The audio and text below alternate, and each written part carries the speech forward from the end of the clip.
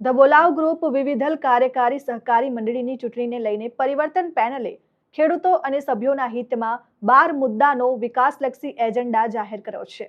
The બોલાવ group વિવિધલ કાર્યકારી સહકારી મંડળી લિમિટેડની આગામી ચૂંટણીને લઈને પરિવર્તન પેનલના દ્વારા ખેડૂતો અને સભ્યોના હિતને ધ્યાનમાં રાખીને 12 મુદ્દાઓનો વિકાસલક્ષી એજન્ડા જાહેર કરવામાં આવ્યો છે। પેનલે જણાવ્યું છે કે ખેડૂતો અને સભ્યોના હિતને પ્રથમ પ્રાથમિકતા આપવામાં આવશે તેમજ મંડળીના પારદર્શક અને ભ્રષ્ટાચાર મુક્ત વહીવટ સુનિશ્ચિત કરવામાં આવશે। ખાતર, બિયારણ અને અન્ય કૃષિ સામગ્રી સમયસર ઉપલબ્ધ કરાવવાની સાથે પાક ધિરાણ અને અન્ય લોનની પ્રક્રિયા સરળ અને ઝડપી બનાવવાનો પણ સંકલ્પ વ્યક્ત કરવામાં આવ્યો છે। આ ઉપરાંત સભ્યોને સમયસર માહિતી અને યોગ્ય માર્ગદર્શન, મંડળીના નફાનો લાભ તમામ સભ્યો સુધી પહોંચાડવા, ડિજિટલ અને આધુનિક સેવાઓનો વિકાસ, દર સભ્યને સમાન માન સન્માન અને ન્યાય, યુવાનો તથા મહિલાઓની ભાગીદારીને પ્રોત્સાહન, નિયમિત સામાન્ય સભા તેમજ જવાબદાર વહીવટ અને ખેડૂતોના પ્રશ્નોનો તાત્કાલિક ઉકેલ લાવવાનો પણ પેનલે સંકલ્પ વ્યક્ત કર્યો છે।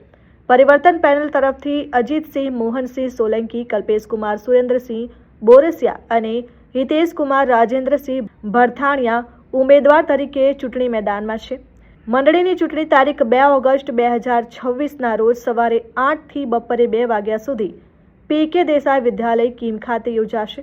પરિવર્તન પેનલે તમામ સભાસદોને મતદાન સમયે ફોટાવાળું ઓળખાણપત્ર સાથે લાવી પોતાના મતાધિકારનો ઉપયોગ કરવા અપીલ કરી છે। ધી બોલાવ ગ્રુપ વિવિધ કાર્યકારી સહકારી મંડળી બોલાવ જેનું ચૂંટણીનું આયોજન કરવામાં આવ્યું છે। તારીખ 2 તારીખ ને રવિવારે 8 થી 2 સમય રાખવામાં આવેલ છે। તો અમે પરિવર્તન પેનલના 3 ઉમેદવાર અજીતસિંહ મોહનસિંહ સોલંકી, કલ્પેશકુમાર સુરેન્દ્રસિંહ બોરસિયા અને હિતેશકુમાર હિતેન્દ્રસિંહ ભરથાણિયા આ 3 ઉમેદવારે ઉમેદવારી નોંધાવી છે। તો સર્વ પ્રજાને, સર્વ સભાસદોને અમે અપીલ કરીએ છીએ કે અમને જંગી બહુમતીથી જીતાડો, કારણ કે પરિવર્તન એ સંસારનો નિયમ છે। આજે જે કંઈ ખેડૂતોને હાલાકી ભોગવવી પડે છે, જેમ કે ભાતની જે સિઝન ચાલે છે ત્યારે કલાકો સુધી ટ્રેક્ટરો આપણે બહાર પડી રહે છે અને એને ખાલી કરતાં 2 દિવસો લાગે છે। તો સિઝનલ પૂરતું અમે એવું આયોજન કરીશું કે એટલા મજૂરો લાવીને 12 કલાકની અંદર ટ્રેક્ટર ખાલી થઈ જાય એવી કામગીરી કરીશું। બીજું કે QR કોડથી પેમેન્ટ નથી થતું અત્યારે, તો અમે ડિજિટલાઇઝેશનને પ્રમોશન કરીશું અને QR કોડથી પણ પેમેન્ટ થાય એ પ્રમાણેનું આયોજન કરીશું। અને જંતુનાશક દવાઓ જે મળતી નથી અત્યારે એ દરેક પાકને માટે જંતુનાશક દવાનું પણ આયોજન કરીશું। બોલાવ ગ્રુપ વિવિધ સહકારી મંડળીની આજે ચૂંટણીઓ આવી રહેલી છે, તો તેમાં આજે અમે પરિવર્તન પેનલ સાથે લઈને આવ્યા છે। પરિવર્તન એ સંસારનો નિયમ છે। એવું નથી કે મંડળી નું કારભાર ખરાબ થયો છે, પણ જે લેવલ સુધી મંડળી ગઈ છે એ સારી જ ગઈ છે અને લોકોએ સારું જ કર્યું છે।